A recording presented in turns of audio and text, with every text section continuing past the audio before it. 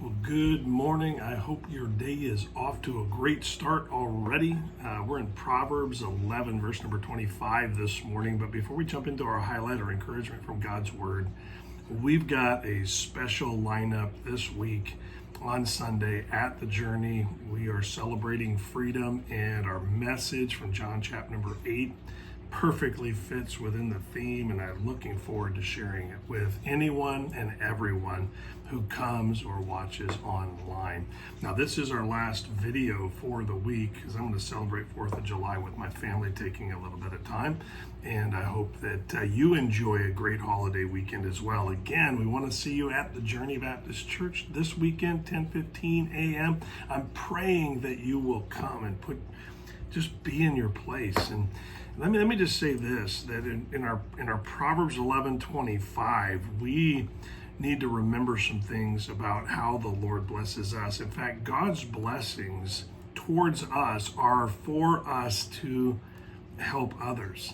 And I know that sounds counterintuitive. It doesn't sound like the pursuit of happiness to you, but it's real easy to become self-focused and take 100% of God's provision of resources, time, and talent, and really direct it into ourselves. Everything else has to get in line around us building our kingdom for us, for mine. And it's the danger of living near people or with people in view that have more than we do or at a higher level of success. I think about it, every raise, we're tempted to buy better and better for ourselves. Every moment God gives us, we're tempted to spend on our own adventures.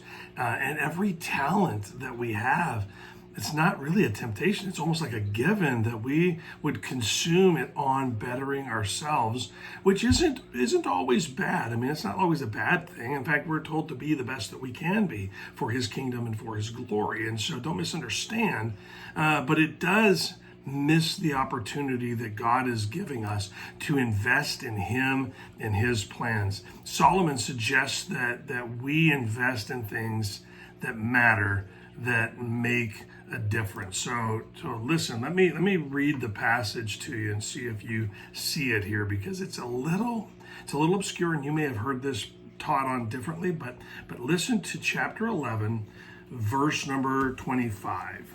Chapter 11, verse number 25 says this. It says, "The liberal soul shall be made fat, and he that watereth shall be watered also himself." And I think that we might be confused by the word liberal. We use liberal to talk about your political position or your moral position on things. You're liberal or you're conservative or somewhere in between. That doesn't mean that. This is a statement of generosity. The generous soul will be made fat. And isn't that interesting? The one that gives it out is going to get it back in big ways. And so when we worship, do so, we do so with holding, we kind of hold back when we're self-focused. When we serve, when we're self-focused, we do so with just without thinking of our whole selves. We're withholding. See, when we do it the other way, when we do these things without holding back, with our whole effort, that draws God's heart to our efforts, to our worship. See, God is entrusting us and has a desire really to see us put His things to work for Him. Isn't that the essence of faith? It's not so much that we're hoping for what we want to happen, and we believe that God's going to make everything work together for good for everything that I want. We're actually thinking in the lines of, God is going to provide for this thing that He has for me to do for others, for Him, for His kingdom. And that's kind of the gist of this passage. It says, man, when we're a liberal soul, we get made fat. When we're generous, when we water others, they water us in return.